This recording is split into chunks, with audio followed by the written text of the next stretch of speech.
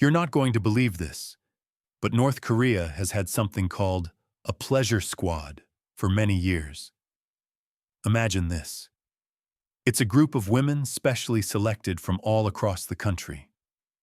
Their mission has become surrounded by myths and rumors, and today, you're going to find out what this squad actually does, as well as what women in North Korea really have to face. During the rule of Kim Il-sung, who is still worshipped as North Korea's eternal president, even though he died in 1994, a special group was created, known as the Kipumjo. In the late 1970s, when Kim Il-sung's power reached its peak, he ordered his officials to search the entire country for the most beautiful and talented young women and girls, so they could become part of this squad. Some of them performed as singers and dancers. Others worked as maids.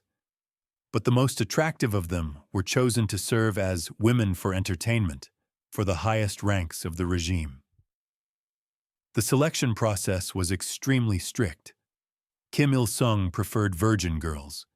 He believed that being intimate with such women would give him extra life energy, something he called ki. After the girls were recruited, their training was placed under the control of the 5th Department of the party's management office. Once they were officially accepted into the squad, the girls were divided into different roles. Some focused on music and dance. Others were trained in massage. And a number of them were even sent abroad to receive additional education. The structure of the Kipumjo was different from traditional harems. Inside the squad, there were several divisions. For example, the members of Hangbokcho specialized in massage and making powerful guests feel comfortable. The women of Kamujo organized entertainment programs, which often included strip shows.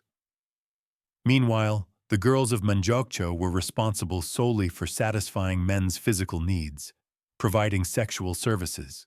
After Kim Il-sung's death, his son, Kim Jong-il, continued to support the existence of the pleasure squad. On top of that, he also had several personal mistresses.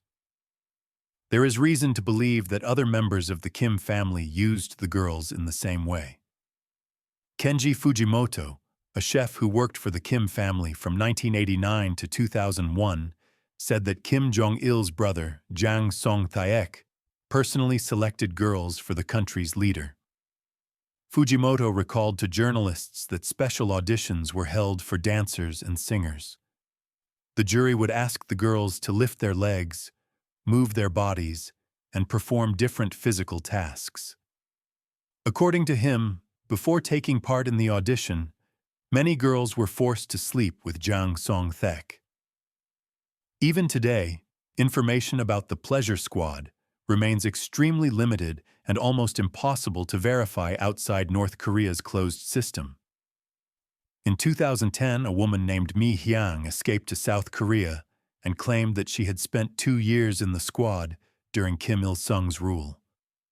She said she was recruited at the age of 15 while she was still in school. She explained that officials checked every girl in her class, removed several of them, including her, and then carefully studied their family background and academic performance. She remembered being asked whether she had ever slept with a boy, and said she was deeply embarrassed by the question. Under Kim Jong-il, the requirements for candidates became even stricter. Only girls no taller than 5 feet 2 inches were accepted, so they would never appear taller than the leader himself. They were not allowed to have scars or birthmarks on their skin, and their voices had to be soft and feminine. Every candidate also had to go through a strict medical examination. In 1997, Kim Il-sung's nephew, Lee Il-nam, was assassinated while living in exile. Before his death, he wrote memoirs that also described the pleasure squad. He wrote about wild parties that lasted all night at Kim's residence in Pyongyang. According to him, the usual routine at these parties included food, alcohol, and dancing, and they often ended with erotic games. One of the most popular games required the losers to remove their clothes piece by piece. When people got drunk, they also played a shaving game. Men had to shave patches of their hair, and women were forced to shave their pubic hair. When Kim Jong-un came to power in 2011, it was reported that he officially disbanded the Pleasure Squad. However, starting from 2018, its activities were allegedly revived. This information became known thanks to testimony from Mi Hyang, who escaped to South Korea. According to her, the squad includes around 2,000 women, each of them no older than 20 years. The first stage of recruitment is handled by specially appointed officers and government officials. The selection criteria are broad, from physical condition to appearance. On top of that, every girl must have some kind of artistic talent. After being selected, the new recruits go through training. All of them must complete an intensive military program under the supervision of Special Forces officers. As a result, they become universal performers. They can entertain the leader on stage, but they are also capable of protecting him in case of danger. The 50 most beautiful and talented members of the squad are always kept close to North Korea's leader. This personal group is replaced every 2 months. Kim Jong-un generously rewards his favorites. According to information from several North Korean defectors, around $3 million a year is spent on clothing for the leader's personal guards. The selection process for the Kipumjo is extremely strict. Even height has specific limits. The girls cannot be too tall. The maximum allowed height is 5 feet 4 inches, which matches Kim Jong-un's preferences. Recruitment begins at the age of 13, and by the time they reach 20, the women are usually married off to high-ranking party officials.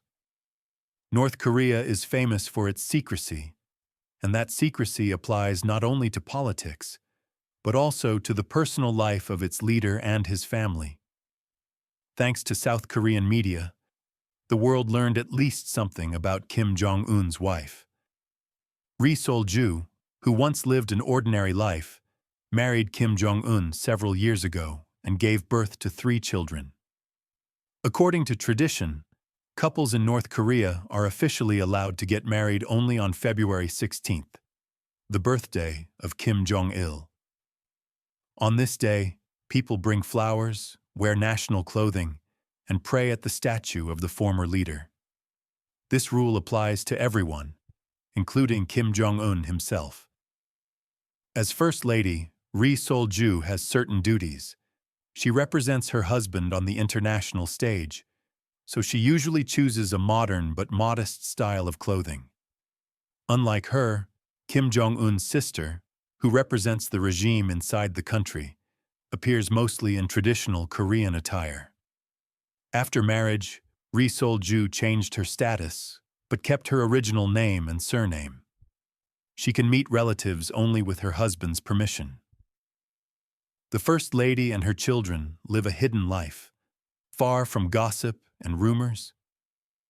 Her appearances are rare and always carefully coordinated with the leader. Every step she takes is monitored by security, and her movements are strictly limited. Using social media is completely forbidden. However, there are exceptions. Despite the long-standing rule that First Ladies are not supposed to visit cemeteries, Ri Sol-ju is allowed to visit the graves of relatives, but only when her husband accompanies her. Women in North Korea must follow very strict rules when it comes to their appearance. Their dress code is officially regulated by the state. They are not allowed to wear bright colors, flashy accessories, high heels, or clothing from famous foreign brands. Showing bare shoulders or the stomach is also considered unacceptable. Until recently, women were even forbidden to wear pants, although that restriction has now been eased. A standard business outfit for a North Korean woman usually means a skirt suit. Many women also wear pins with portraits of past and current leaders. Using makeup, especially bright makeup, is also restricted, and violations can lead to harsh punishment, including being sent to labor camps. There is, however, one important exception. Women are allowed to wear the traditional dress called choson ot, a long gown made from a single bright-colored fabric, usually decorated only with handmade embroidery. These dresses are expensive, so not everyone can afford one. Often a woman receives it as a wedding gift from her husband. North Korean women wear this traditional dress only on special occasions, such as the birthdays of the country's leaders. On those days, the streets become filled with soft pink, blue, and pastel colors. But in everyday life, most women choose modest, simple clothing in neutral tones. A typical day in North Korea starts early. Most people wake up around 6 in the morning. They wash with heated water because there is no constant hot water supply, and electricity is also provided according to a schedule. Breakfast is usually simple, like corn porridge and unsweetened yogurt. There's no time for long morning routines. Makeup is almost non-existent, and people have to leave home early due to unreliable public transportation and long commutes. Being late is punished very strictly. The workday begins at 8 in the morning, but employees normally arrive half an hour earlier to receive instructions and listen to news from state media. After work, mandatory ideological lectures are often held.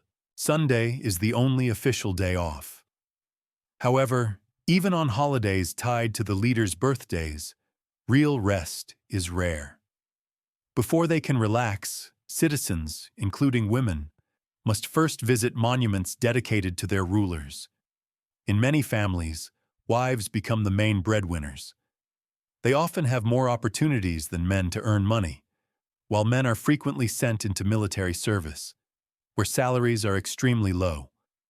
Every woman in North Korea is required to serve in the army after finishing high school. Their mandatory service lasts about 7 years, while men often serve even longer.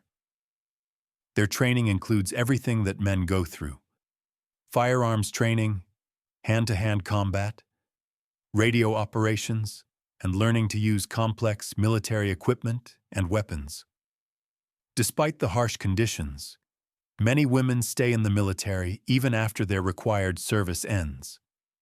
But recently, the world heard shocking testimonies from former female soldiers who escaped the country.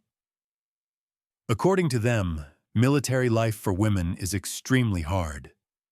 Conditions are almost Spartan. Food is limited, mostly rice. There is constant fatigue, and training is exhausting. Hygiene is also a serious problem. Instead of showers, soldiers often wash using cold water pumped from nearby rivers. Because of stress and malnutrition, many women develop serious health issues. On top of that, there are accusations that commanders humiliate female soldiers and sometimes force them into sexual relationships for the smallest acts of disobedience. North Korea's leadership denies these claims and insists that defectors simply say whatever they need to say in exchange for money. Marriage in North Korea is allowed only after a certain age: 25 for women and 27 for men. Weddings are registered at the local city hall, after which couples place flowers at the monument to Kim Il-sung and take official wedding photos in the park. Celebrations are usually modest, because lavish weddings are forbidden. Married women traditionally cut their hair shorter than unmarried ones. According to patriarchal values, a wife must obey her husband, and if he cannot provide for the family, she is expected to do it instead. That's why many women start small businesses, including selling foreign goods illegally. This underground economy often operates with the help of corrupt officials who take part of the profit. It's estimated that up to 80% of all business activity in the country happens illegally. Birth control is officially banned, but contraceptives are smuggled into the country. Many women use intrauterine devices. Parents sometimes even take their daughters to doctors before they join the army in order to avoid unwanted pregnancies, because sexual violence in the military is reportedly common. Plastic surgery is officially illegal, but the wives of wealthy businessmen and high-ranking officials still secretly visit underground clinics. The beauty ideal for North Korean women usually means fair skin and large eyes. Most women wear very minimal makeup, mascara, and clear lipstick. Locally produced cosmetics are actually considered among the best in the region. North Korea has repeatedly faced periods of famine when people literally had nothing to eat. Whether it's genetics or lifestyle, many North Korean women stay slim. Their diet consists mostly of grains and fish. Overweight people are rare and are usually dealing with health problems. In Pyongyang, fitness clubs have recently become popular. These gyms offer something close to freedom. Here, women can wear bright sports clothing and show more skin than they ever could in everyday public life. In the end, it is almost impossible to say with certainty how accurate all of this information is. North Korea remains one of the most closed countries in the world. There is no open internet, no free social media, and very little independent journalism. Stories from tourists and defectors can be emotional, biased, or incomplete. But there is one thing you definitely can trust: my invitation for you. You have a unique chance to become part of our team. If you can edit videos, do voiceover in Russian, English, or other languages, or write engaging scripts, we would love to work with you. Contact our Telegram bot. The link is in the description. And that's all for today. See you soon.